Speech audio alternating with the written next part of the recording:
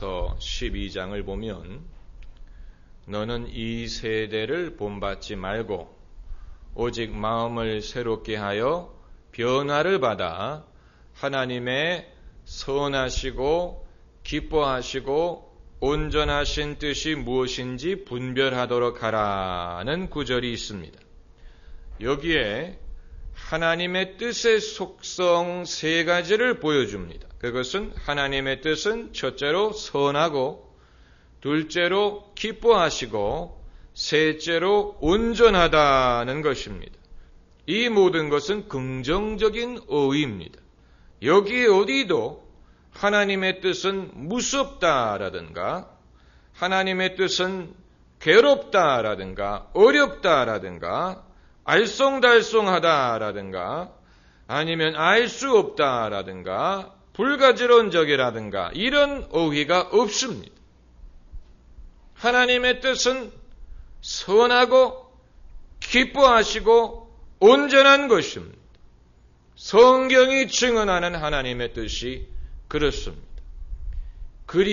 고대 그리스의 델파의 신탁, 델파의 예언자는 예언을 하기는 하는데 그 내용이 알쏭달쏭했다고 합니다. 알쏭달쏭은 프랑스어고 독일어는 에메모흐, 아프리카어는 긴가민가, 그리고 일본어는 아리까리. 그게 그거죠. 프랑스 말이 또 있구만요. 아리송.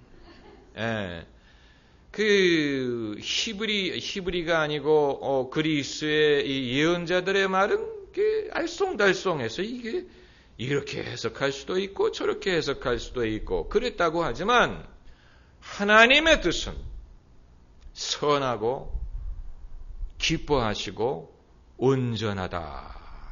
여러분, 이것이 성경이 우리에게 증언하는 기독교 신앙의 모습입니다. 우리가 이것을 믿고 이대로 살기만 하면 우리의 인생도 그렇게 됩니다. 우리의 인생도 선하고 기쁘고 온전함을 이루는 삶이 될 수가 있습니다.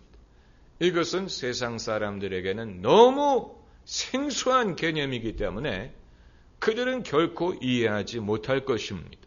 왜 예수 믿는 사람의 얼굴이 항상 밝은지, 왜 예수 믿는 사람은 늘 찬송을 부르는지, 왜 예수 믿는 사람은 장례식 때에도 찬송을 부르고, 그리고 그들은 근심하는 것 같은데 근심하지 않고, 또 어려운 것 같은데도 넉넉히 그것을 극복하고, 과연 그 비결이 무엇인지 세상 사람들은 알지 못할 것입니다. 그러나 우리는 그것이 무엇인지 알지요. 그런데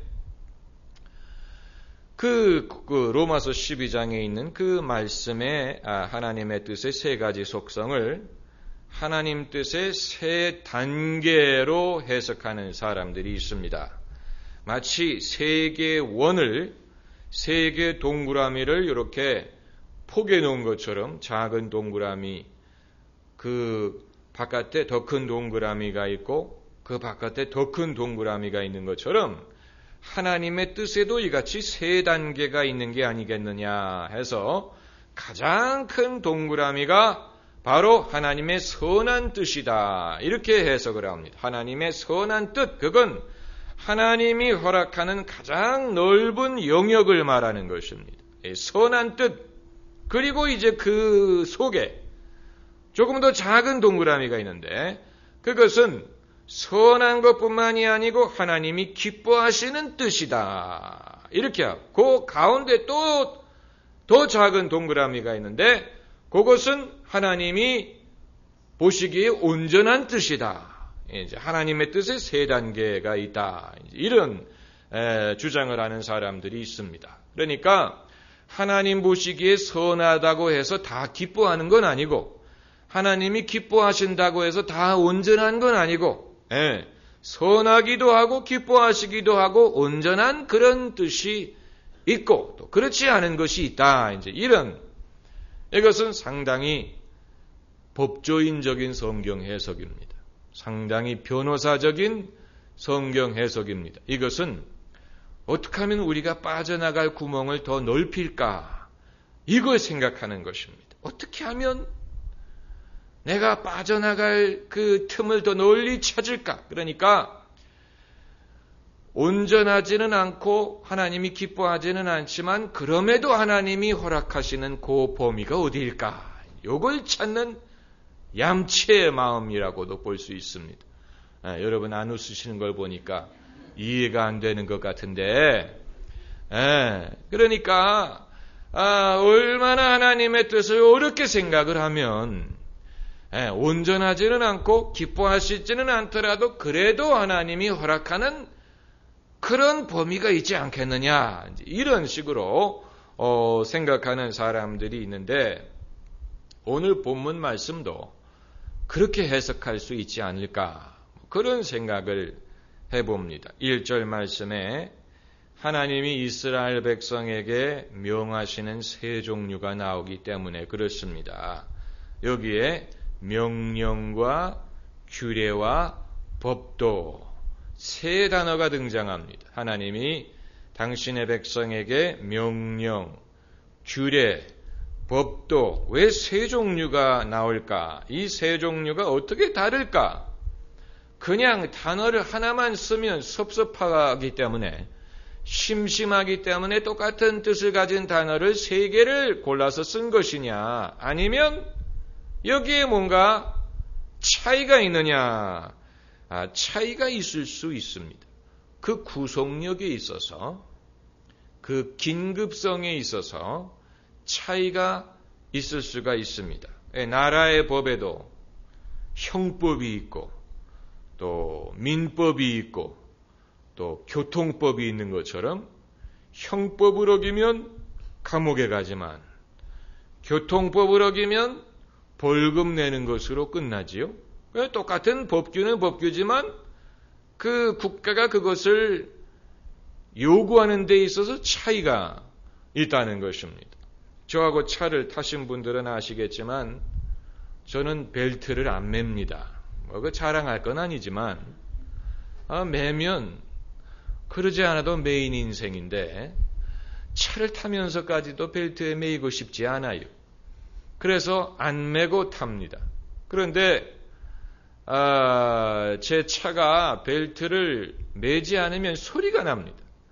20km를 넘으면 삐 하는 소리가 나서 이걸 어떻게 하면 소리를 죽일까 생각하다가 그 딜러에게 혹시 이 벨트 고리만 구입할 수 있느냐, 그걸 딱 꽂으면 소리가 안 납니다.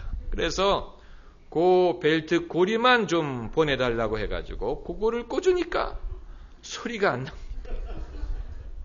그런데 벨트를 매지 않는 것은 교통법을 어기는 것입니다. 이거 걸리면 벌금을 냅니다. 그러나 제 생각은 이래요. 그 법은 그걸 어겼을 때 남에게 피해를 주는 건 아니에요. 피해를 입는다면 제가 입지요. 그러니까 이게 이제 남에게 피해가 되지 않으면서도 국가가 강요하는 그런 규례 중에 하나입니다. 이 벨트에 대한 것이 그게 아니고 무슨 사고 현장을 떠나면 안 된다. 그건 누구에게 피해를 주지만 이것은 제가 벨트를 매지 않는다고 해서 무슨 지나가는 박서방이 손해를 보는 건 하나도 없어요. 사고가 나면 제가 다치지요. 그리고 손해를 본다면 보험회사가 손해를 봅니다. 보험회사가 로비를 해서 그렇게 한 것입니다. 보험회사가 로비를 해가지고 벨트를 매게 해라. 그러면 이 자기네들의 그 부담이 줄어드니까, 우리가 이런 걸 똑똑하게 생각을 해가지고 이건 누구의 로비에 의한 것이다. 이런 걸 좀 알아야 될 필요가 있습니다. 석유 회사의 로비든 자동차, 저는 도대체 이 세상에 탄소와 이 오염과 온난화와 이런 게 그렇게 많이 진행되는데도 국가에서는 자동차 회사를 그렇게 지원해가지고 대한민국 같이 좁은 나라에 왜 그렇게 큰 차를 만들게 하는지, 그 많은 차들을 우리나라의 공기를 깨끗하게 하는 것은 전부 다 자동차 회사가 맡아서 해야 됩니다.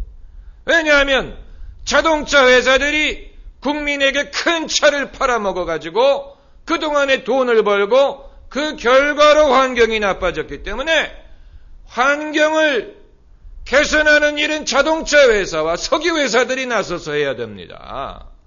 안 그렇습니까? 지금 외국은 전기 자동차니 소형 자동차니 자전거 타기니 뭐 이런 캠페인을 국가적으로 벌이고 있는데 우리나라는 아직도 큰 차 위주로 나가고 있는 것은 이건 자동차 회사들의 로비에 의한 것입니다. 자동차 회사를 육성하기 위해서 그렇게 한 것입니다. 그러나 그 대가가 너무 커요.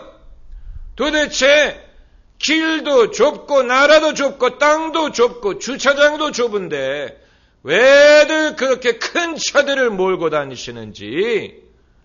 물론 제 차도 작지는 않습니다만은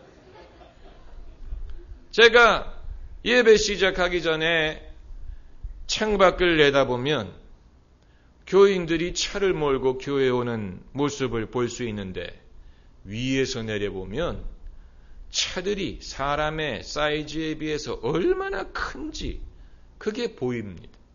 사람은 요만하게 보이고 차는 제 주먹보다 큽니다.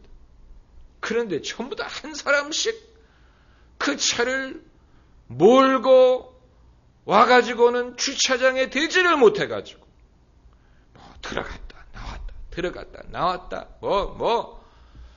물론 큰 차를 타고 싶다는데 뭐라고 말하겠습니까? 그러나 사실 생각을 해보면 우리가 어디로 가기 위해서 자동차가 커야 되는 건 아니에요. 안 그렇습니까? 안 그렇습니까?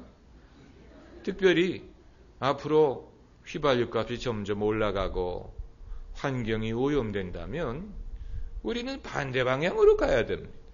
반대 방향으로 자동차의 사이즈를 줄이고 또 휘발유가 아닌 다른 방법으로 가는 것을 장려하고 그것을 이제 권장해야 되는데 아직도 우리나라는 그렇게 하지 않고 점점 더 자동차들이 커지는 것을 보면 이건 뭐가 잘못된 것입니다. 이건 국가적인 비전을 제시하지 못하는 것이고 그리고 미래를 준비하지 못하는 것입니다. 우리가 마치 세상의 공기는 여전히 깨끗하고 우리가 쓸 수 있는 휘발유가 무한정 있을 것이라고 생각해서는 안 되지요. 안 그렇습니까? 이런 것에 대해서 우리가 생각을 해야 될 필요가 있는데 제가 말씀드리고자 하는 것은 그러므로 이 개인 기업에서는 그것을 생각하려고 하지 않는다는 것입니다. 개인 기업에서는 그들의 존재 목적은 이윤을 추구하는 것입니다. 또 그것을 어떻게 보면 당연한 것입니다. 그러지 않으면 망하니까.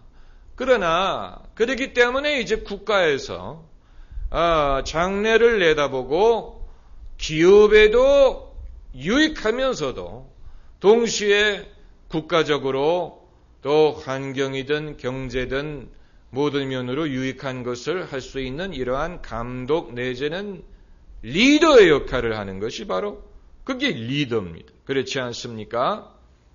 저는 그래서 늘 생각을 합니다. 우리나라의 환경은 자동차 회사들이 돈을 내야 된다. 지금까지 그거 차 팔아먹어가지고 얼마나 돈을 벌었습니까?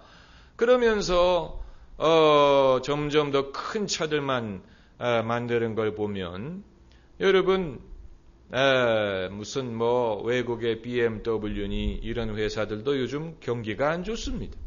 경기가 안 좋아요. 그들도 빨리 이것을 전환해야 됩니다. 빨리 전기 자동차 이런 것으로 전환하지 않으면 5년 안에 세계적인 이런 추세는 갑자기 바뀔 것입니다. 아무튼 그래서 이제 제가 그 안전벨트에 대해서 말씀을 드렸죠. 마찬가지로 하나님이 주시는 법에도 그런 차이가 있지 않을까 그건 사실 우리가 결정할 수 있는 문제는 아닙니다. 다시 말하면 이건 지켜도 되고 이건 지켜야 되고 이건 안 지켜도 된다. 이것은 사람이 정할 수 있는 것이 아닙니다. 여러분, 세상에는 하나님만이 하실 수 있는 일이 있습니다. 다시 말씀드립니다. 하나님만이 하실 수 있는 일이 있어요. 하나님만이 말씀하시고 하나님만이 알고 있는 것이 세상에는 있습니다. 그것을 우리가 알려고 하면 안 됩니다. 그것을 우리가 알 필요가 없습니다. 하나님은 우리가 알 필요가 있는 것에 대해서만 말씀하셨습니다. 성경이 우리가 알 필요가 있는 것에 대해서만 말씀하셨지, 성경이 침묵하는 것에 대해서, 특별히 신앙이든 영적인 것에 대하여 성경이 침묵하고 있는 것에 대해서 우리가 알려고 하게 되면 시험에 듭니다. 성경이 침묵하고 있는 것은 다 이유가 있습니다. 성경이 침묵하고 있는 것이 많습니다. 예컨대 내세에 대해서 성경은 구체적으로 드러내놓고 말하지 않습니다. 우리가 천국에 가면 천국에 간다고만 했지 거기에서 우리가 어떻게 살 것이냐에 대해서는 성경이 말하고 있지 않습니다. 성경은 거기에 대해서 드러내놓고 말하고 있지 않습니다. 여기저기에 힌트가 있기는 있습니다. 거기서는 우리가 천사처럼 장가가지도 않고 시집가지도 않고 천사처럼 산다든가, 아니면 우리가 장차 천사들을 심판하게 될 것이라든가, 아니면 이제 왕노릇을 한다든가, 아주 굉장히 그 희미한 힌트만이 있을 뿐이지 구체적으로 우리가 천국에 가면 어떻게 살지에 대해서는 성경이 말하고 있지 않습니다. 그 이유는 가보면 압니다. 가보면 됩니다. 그건 우리가 여기서 알려고 할 필요가 없습니다. 가게 되면 알게 될 것입니다. 그때는 완전히 새로운 시대가 될 것입니다. 주님이 거기에 대해서 많은 것을 암시적으로 말씀하셨어요. 그래서 주님 말씀하시기를 먼저 된 자는 나중되고 나중된 자는 먼저 된다. 이것은 장차 천국에서의 삶이 이 세상의 삶과 비교했을 때 어떠할지를 암시하는 말씀입니다. 그 말은 이 세상에서 먼저 된 자가 천국에 가서는 나중된다는 얘기고, 이 세상에서는 나중된 자가 천국에 가면 먼저 된다는 것을 암시하는 것입니다. 천국은 이 세상과 질서가 반대. 이 세상에서는 우리가 성공하기 위하여는 우리가 우리 자신을 높여야 되고 남들의 우두머리가 되려고 해야 되고 남들보다 많이 가져야 되고 남들보다도 앞서가야 되지만, 천국의 원리는 우두머리가 되고자 하는 자는 낮아지고 모든 사람을 섬기는 자가 되고, 자기 생명을 구하고자 하는 자는 잃고 자기를 낮추는 자를 하나님이 높이시는 것입니다. 이것은 하나님의 나라가 이 세상에서 역사하는 원칙을 보여주는 것뿐만이 아니고 장차 천국에서의 질서가 어떻게 될 것인지를 보여주는 것입니다. 그래서 예수님이 가장 부끄러운 죽음을 당하시고 십자가의 순환을 당하신 것이 영광이 된 것에서 그것을 보는 것입니다.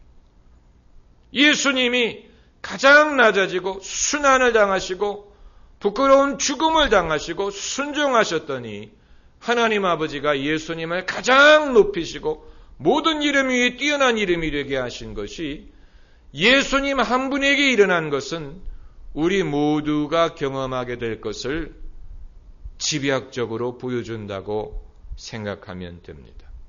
그러므로 내가 천국에 가면 거기서 뭘 하며 살고 어떻게 살까? 그건 우리가 구체적으로 알 수 없지만 적어도 어떤 식으로 살게 될 것인가를 결정하는 것은 이 세상에서 이루어진다고 보면 됩니다. 이 세상에서 우리가 어떻게 사느냐에 좌우된다고 보면 됩니다.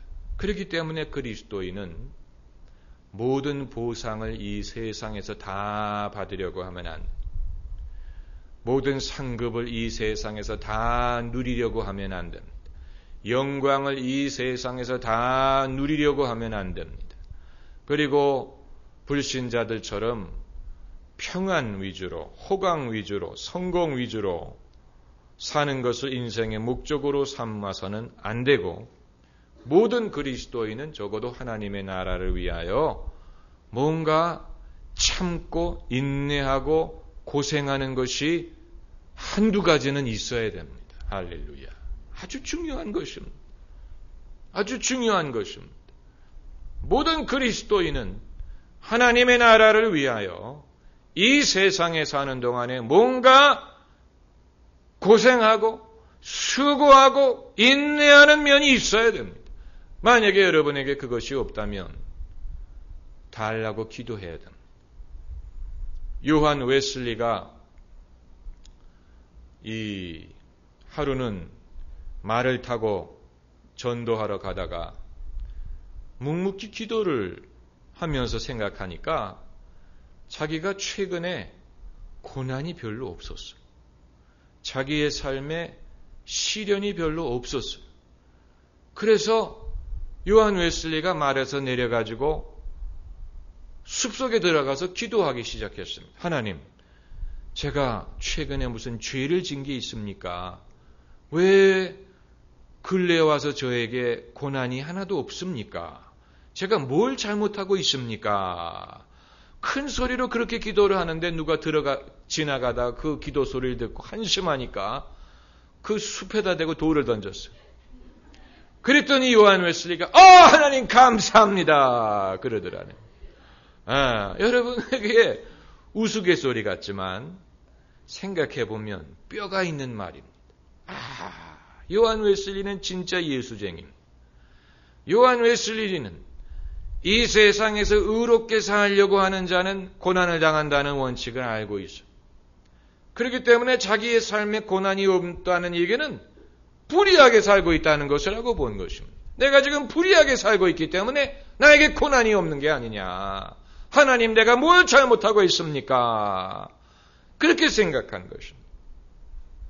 그렇다고 우리가 늘 돌멩이를 맞을 것을 기대할 수는 없지만, 그러나 예수님도 배를 타고 제자들과 배를 타고 호수를 건너실 때 풍랑을 만난 것처럼 우리가 뭔가 예수님과 어디를 가려고 하면 그것을 가로막는 자가 있는 것은 당연한 것이고, 시련이 있고 내 믿음을 위축시키고 나를 두렵게 만들고 뭔가 나의 영적으로 나를 괴롭게 하는 것이 있는 것은 지극히 정상적인 것입니다. 이 젊은이들뿐만이 아니고 모든 성도들이 이러한 얘기를 들으면, 목사님, 저는 사실 그런 거 하나도 없는데요. 목사님, 그럼 전 뭘 잘못하고 있지요? 그거 왜 저한테 물어봅니까? 그걸 왜 저한테 물어봅니까? 본인이 그걸 모르고 있다면 영적으로 까막눈이어도 한참 까막눈. 주님과의 소통이 벌써 끊어진 지 오래됐다는 얘기입니다. 마치 옛날 집에 다 폐쇄된 공장 건물 같은 데를 가면은 수도 파이프가 물이 없는 것은 물론이고 녹이 슬어가지고 아무 쓸데없는 그런 물도 없고 녹슬어버린 그런 수도 파이프가 있는 것처럼 하나님과 우리 사이에 이 파이프가 물도 없고 쓰지 않은 지도 오래됐고 녹이 슬어가지고 망가져 있다면 어디서부터 고쳐야 됩니까? 어디서부터 뜯어 고쳐야 주님과 우리의 관계가 살아있을 수가 있느냐는 것입니다. 아주 중요한 것입니다. 아주 중요한 것인데 거기에 대해서는 우리가 두고두고 생각하기로 하고, 그리고 이제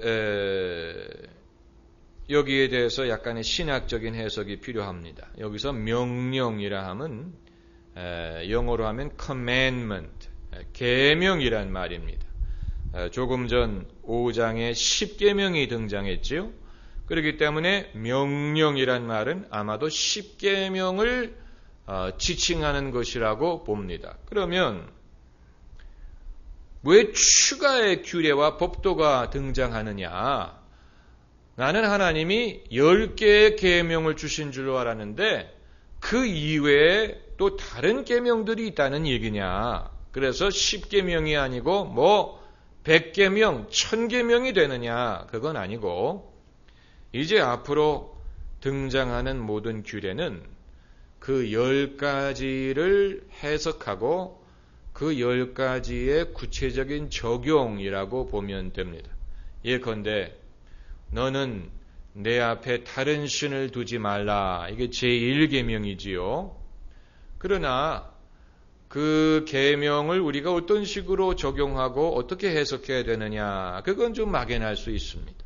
우리가 다른 종교를 접했을 때나 우상이나 영적인 시험을 당할 때 이 제1계명을 어떤 식으로 적용해야 되느냐, 거기에 대해서는 추가의 설명이 필요합니다. 그리고 그 이외에 9가지 계명도 마찬가지입니다. 그렇기 때문에 신명기에 이제 남은 부분에 나오는 모든 규례는 추가의 계명이 아니고 이 10가지 계명을 구체적으로 적용하는 그런 구절이라고 볼 수 있습니다. 자, 그런데 4절 말씀을 우리 다시 한번 읽어 4절만 같이 읽으십시다. 이스라엘아 들으라. 우리 하나님 여호와는 오직 하나님 하나인 여호와시니. 예. 여기서 쉐마 이스라엘이라는 기도문이 나왔습니다. 오늘날도 독실한 유대인들은 매일 이 성경 구절을 낭독합니다. 쉐마 이스라엘이란 말은 히브리어로 이스라엘아 들으라는 말이에요. 기독교 신앙은 잘 들으셔야 됩니다. 보고 믿는 게 아니고 듣고 믿는 것입니다. 그렇기 때문에 사도 바울이 3번째 하늘에 올라간 경험을 말하면서 내가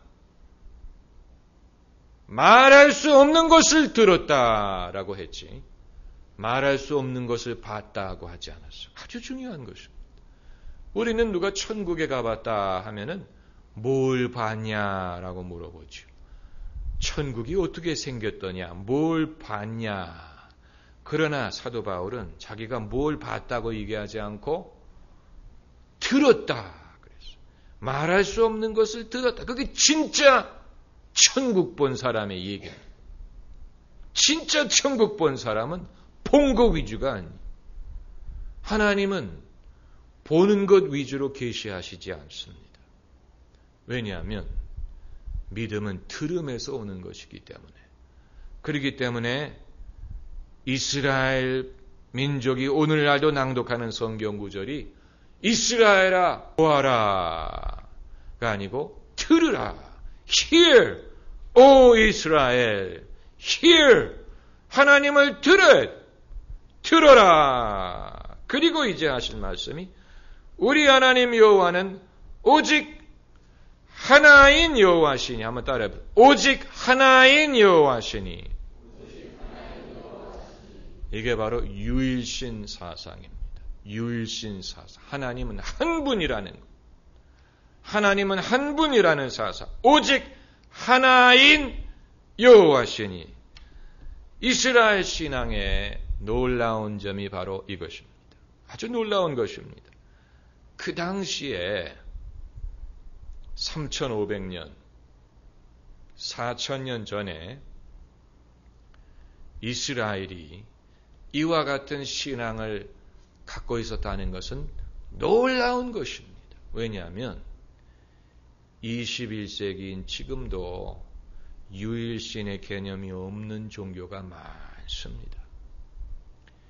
일본만 해도 일본이 믿는 귀신이 800만의 귀신을 섬깁니다. 그렇기 때문에 일본에 가서 일본의 기독교인들이 기도할 때 가미사마. 이게 일본말로 신이여라는 말. 가미사마. 그런데 그렇게 기도하면 일본 사람들은 어느 신을 말하느냐. 왜냐하면 그들은 모든 신을 다 가미라고 부르니까. 바람을 카미가제라고 불렀는데, 그들은 유일신의 개념이 없어요. 힌두교 가면 더 많아요. 수천만이에요, 수천만. 그런데 그 시대에 이스라엘 민족은 하나님이 한 분이다. 하나님이 한 분이다. 이러한 사상을 갖고 있었고, 이게 놀라운 것이고, 또 하나는 다른 민족은 그런 사상이 없었다는, 그런 것을 몰랐다는 것이, 그것이 놀라운 것입니다. 놀라운 것입니다.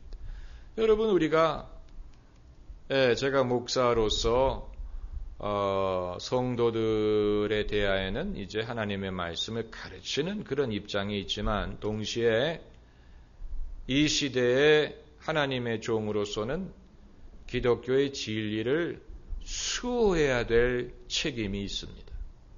기독교의 신앙을 지켜야 될 그런 책임이 있습니다. 그건 여러분도 마찬가지입니다. 여러분도 그냥 예수님을 믿고 따르는 것뿐만이 아니고 불신자들과 이 세상에 대하여는 기독교의 진리를 수호해야 될 책임이 있습니다.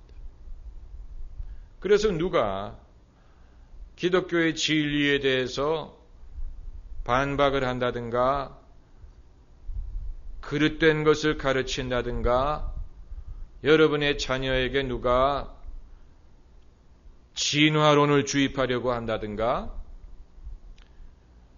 세속주의적인 철학을 주입한다고 한다든가 엉뚱한 것을 가르치려고 할 때 여러분이 그것을 내버려 두고 자기가 알아서 판단하겠지.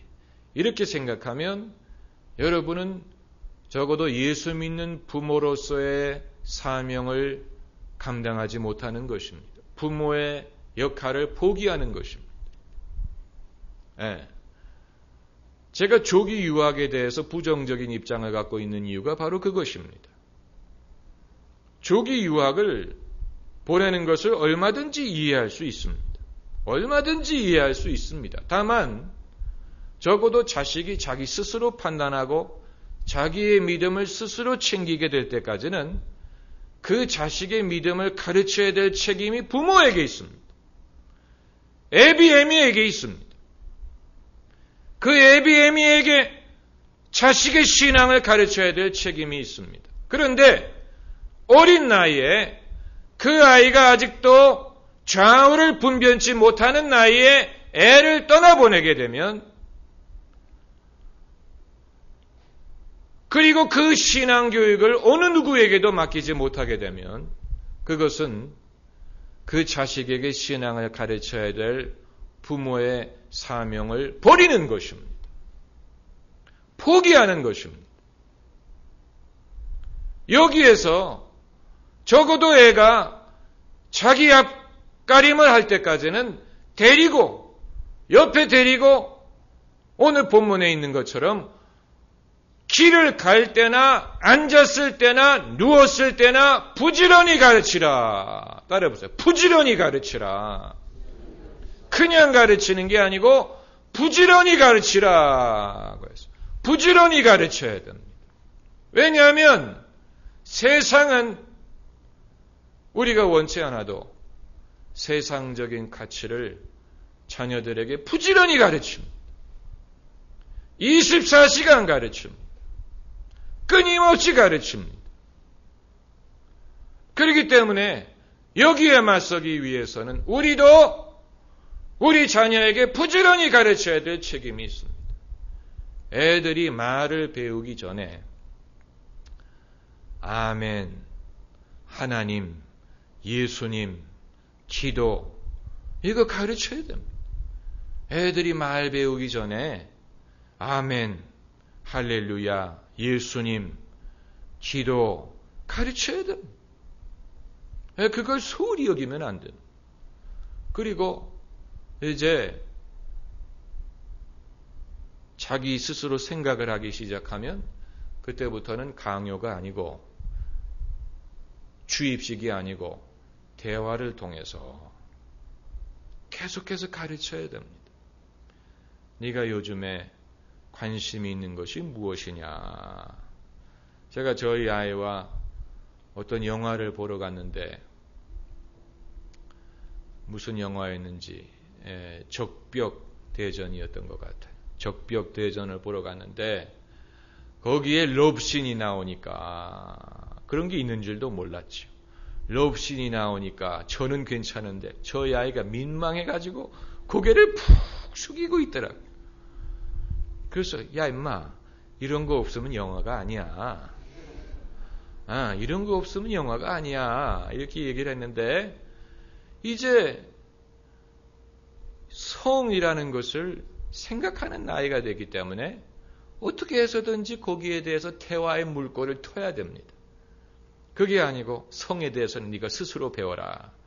그렇게 되면 아이들은 이상한 데에서 이상한 것을 배워가지고 옵니다. 여기에 대해서 부모가 가르쳐주지 않으면 자식들은 이상한 데에서 이상한 것을 배워가지고 오고 그것은 비성경적인 것일 가능성이 높고 이론은 성경을 배우더라도 정서적으로는 세상적인 것을 배웁니다.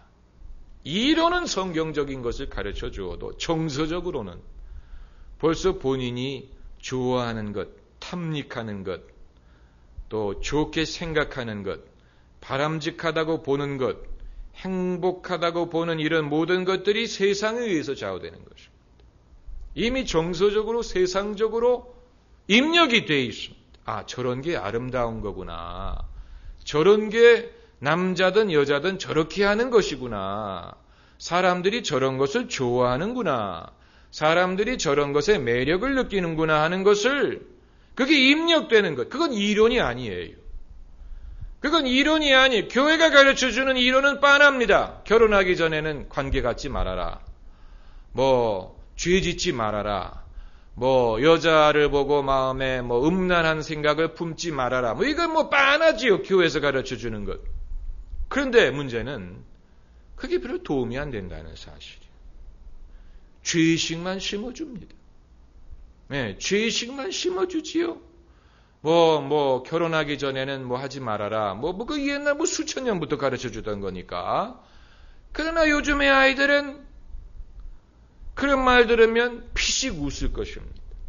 물론 부모 앞에서는 안 웃지만 자기들끼리 있으면 피식 웃을 것입니다. 교회는 구식이고 요즘에 그런 거 지키는 사람이 어디 있느냐. 이런 식으로. 이게 교회가 가르쳐주는 이론의 한계. 교회가 가르쳐주는 이론의 한계가 그 이상은 어떻게 터치할 수가 없는. 정답만 가르쳐주는 거예요. 모범답안만 가르쳐주는 것이지. 그러나 젊은이들이 성적인 유혹을 받을 때라든가 외로움을 느낄 때라든가 누구를 사귀고 있을 때 그 스킨십이 어디까지 진행될까 하는 것에 대해서는 교회가 터치를 해주지를 못하는 것입니다. 거기에 대해서 말하는 것조차도 민망하게 생각하니까 여기에 교회에 한계가 있죠. 그렇기 때문에 교회가 여기에 대해서 침묵하게 되면 그것은 어떤 메시지를 전달을 해주느냐면 알아서 하라 하는 메시지가 됩니다. 너희가 알아서 하라. 그런데 인류의 경험이 우리에게 보여주는 것은 알아서 했더니 안 되더라는 거예요. 알아서 했더니 문제가 생기더라. 그게 아닙니까, 여러분? 알아서 했더니 문제가 발생하는 것입니다.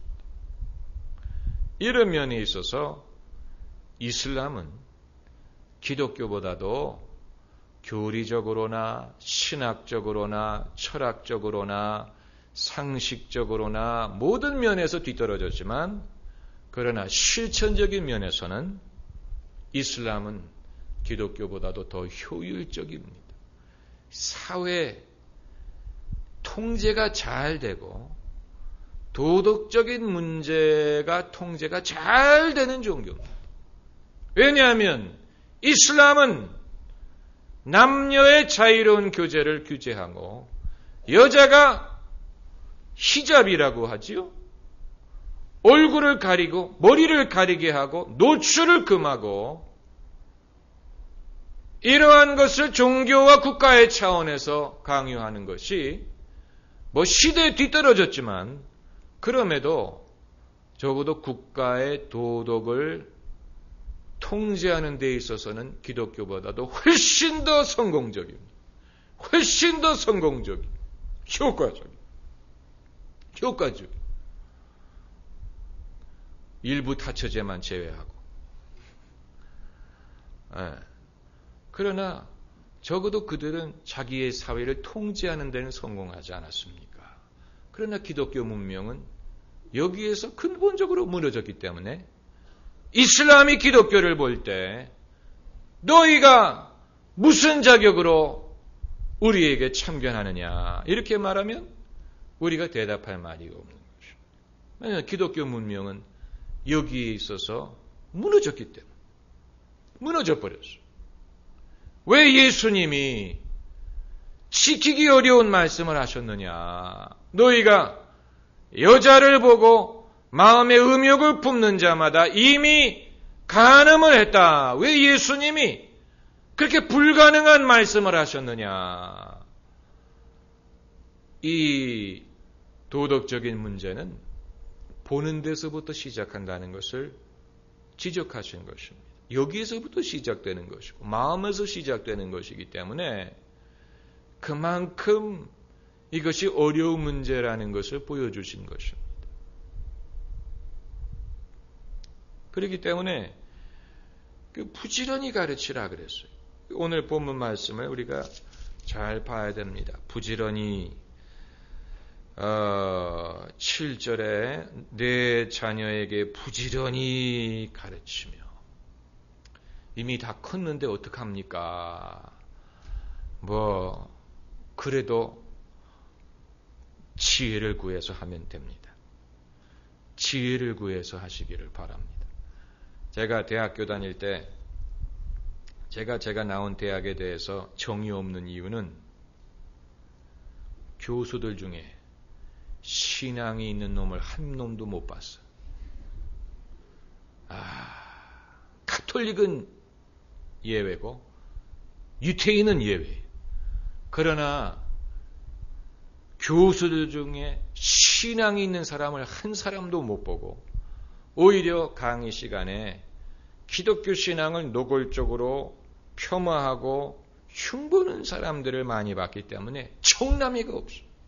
도대체 제 모교에 대해서 정이 없어요. 도대체 이게 지성인들이 저거냐? 저게 지성인이냐? 지성인이 되기 위해서는 신앙을 버려야 되느냐? 도대체 그 신실한 신앙을 갖고 있는 교수를 보지를 못했어요. 도대체 이 대학이 무슨 문제가 있길래 이런 교수들만 채용을 하느냐? 신앙이 있는 학생은 여기서 배경하지를 못하니까 교수로 임용되지 못하는 게 아니냐? 이런 생각을 하고 이 미국의 이 인류대학이 뭔가 근본적으로 잘못됐다는 것을 생각하게 됐는데 정례미가 떨어졌어 도대체. 다른 건 하나도 중요하지가 않아요. 명예든 무슨 명성이든 그게 영적으로 친근감이 있어야 그게 자랑스럽지. 영적인 친근감이 없는 상황에서 여러분도 앞으로 미혼인 분들 외모만 보고 누구를 좋아하면 안 돼. 아무리 외모가 멋있고 남자든 여자든 아무리 외모가 멋있고 바람직해도 그 젊은이와 여러분이 영적인 공감대를 갖지 못하면 정례미가 떨어집니다. 영적인 공감대가 없는 상황에서는 아무리 예쁘고 아무리 멋있고 아무리 똑똑해도 정이 가지를 않아요. 적어도 그리스도인 안에는 성령이 계시기 때문에 저쪽에도 성령이 있어야죠. 성령이 있는 사람이 성령 없는 사람, 악령이 있는 사람, 귀신이 있는 사람, 귀신에 이끌리는 사람하고 어떻게 이게 소통할 수 있겠습니까? 어떻게 정을 느낄 수 있겠습니까? 예. 그렇기 때문에 성령 충만한 젊은이가 매력적으로 보인다면 그건 당연한 것입니다. 당연히 매력적으로 보입니다. 왜냐하면 우리 안에 있는 성령과 저쪽에 있는 성령이 통하기 때문에 그런 것입니다. 그렇기 때문에 성령 충만한 젊은이가 당연히 매력적으로 보이는 것입니다. 그리고 많은 대화를 나누지 않아도 통합니다. 당연히 통합니다. 그런데 그 통하는 것이 없으면 아무리 예쁘고 아무리 매력적이라도 그것은 뱀처럼 보입니다. 뱀처럼 보이고 차갑고 통하는 게 없습니다. 그렇기 때문에 믿음을 수호해야 될 필요가 있습니다. 수호자, Defender of the Faith. 영국의 엘리자베스 2세의 타이틀 중에 하나가 Defender of the Faith. 얼마나 좋은 이름인지 몰라요. Defender of the Faith. 영국의 왕의 타이틀이 Defender of the Faith. 그런데 그걸 하는지는 모르겠어. 왕이 안 하면 백성이 해야죠. 여러분이 해야 됩니다. 여러분은 전부 다 믿음의 디펜더가 되어야 됩니다. 왜냐하면 세상에는 기독교 신앙을 무너뜨리고 사람들 예수 믿는 것을 막고 교회가 부흥하는 것을 싫어하고 예수님의 이름이 증거되는 것을 방해하려는 사람들이 많습니다. 많습니다. 의도적으로 합니다. 의도적으로 그것을 합니다. 교회가 부흥하는 것을 싫어하고 교회가 쇠퇴하는 것을 마음속으로 기뻐합니다. 그런 자들이 세상에 있습니다. 그렇기 때문에 이런 자들 앞에서 우리는 믿음의 수호자, 챔피언의 역할을 해줘야 됩니다. 믿음의 챔피언이 되어야 됩니다. 이것은 하루아침에 되는 건 아니고 우리도 의도적으로 해야 될 필요가 있습니다. 의도적으로 해야 됩니다. 이것을 행하는 최전선은 교회와 가정 두 군데입니다. 교회와 가정. 믿음을 디펜드하는 최전선이 교회와 가정. 직장은 좀 어려워요. 직장에서는 여러분이 사장이라면 모르지만, 오너라면 모르지만, 그러지 않은 곳에는 좀 어렵습니다. 오늘 말씀을 좀 정리를 합시다. 여러분도 가서 올림픽, 개막식 전 조금 보다가, 사무실에 조금 보다가 내려왔는데, 정말 지루하던데. 쇼는 한국 사람들이 잘해.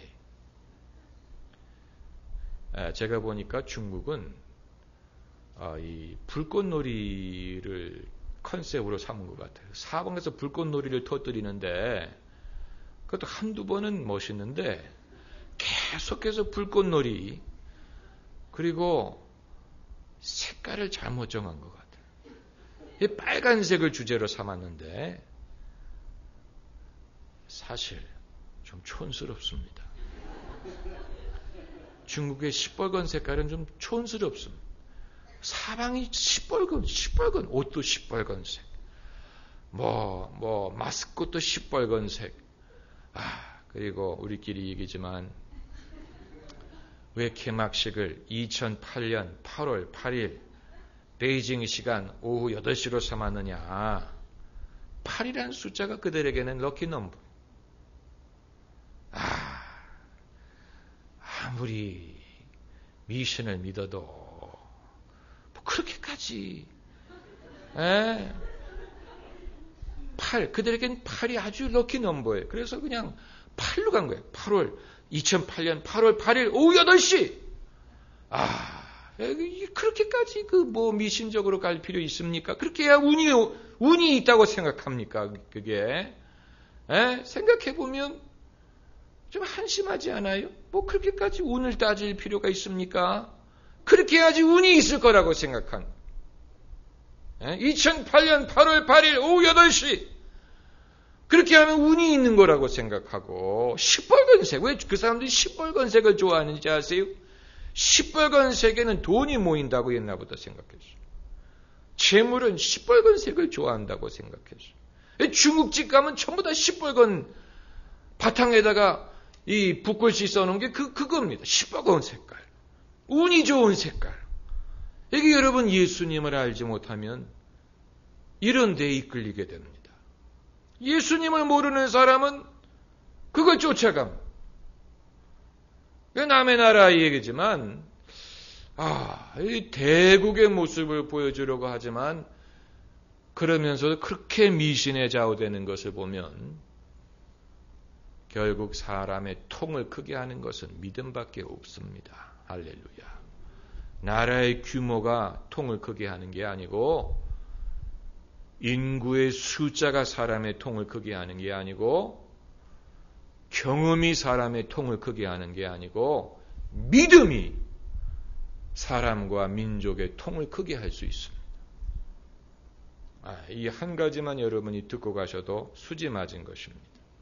우리는 그동안에 대한민국은 나라가 좁고 벌판이 없고 늘 실내에서만 살고 그렇기 때문에 생각이 좁고 시야가 좁다 이런 식으로 듣고 그런가벼 정말 그려 우리가 몽골처럼 어렸을 때부터 벌판을 품에 안고 그래야 세계를 품에 안을 텐디 우리는 그게 아니고 늘 좁은 곳만 살아서 우리의 생각이 좁아 그걸 세뇌적으로 받아들였는데 그게 아니에요. 그건 세상의 거짓말이에요. 그 생각을 떨쳐버려야 돼. 그 생각을 떨쳐버리세요. 여러분 마음속에 나는 세상을 뭘 많이 보지도 못했고 경험도 별로 없고 가진 것도 배운 것도 별로 없기 때문에 나는 당연히 내 생각이 좁을 수밖에 없다. 천만의 말씀. 그렇지. 그럼 예수님은 뭘 봤길래? 예수님은 뭘 배우시고 어디를 많이 다녔길래? 그게 아니에요. 인간의 시야를 넓히고 믿음의 그릇을 넓히는 것은 믿음의 능력으로 말미암는 것입니다. 믿음으로 말미암는 것입니다. 믿음이 이룰 수 있는 것을 당해낼 수 있는 것은 아무도 또 없어요. 그렇기 때문에 다른 게 없으면 그럴수록 믿음을 키우면 됩니다. 할렐루야. 반드시 그렇게 됩니다. 믿음대로 됩니다. 한번 따라해보세요. 믿음대로 되리라. 믿음대로가 아니에요. 믿은대로 되리라. 예수님 그렇게 말씀하셨어요. As you believed. 믿은대로 되리라. 따라 믿은대로 되리라. 행위를 말하는데 내가 믿은 대로 되리라. 그대로 된다. 믿은 대로 되리라. 만약에 여러분에게 오늘날 뭔가 믿어지는 것이 있다면 그것은 좋은 징조요. 하나님이 무언가를 이루신다는 징조인 줄로 믿습니다. 기도하십시다.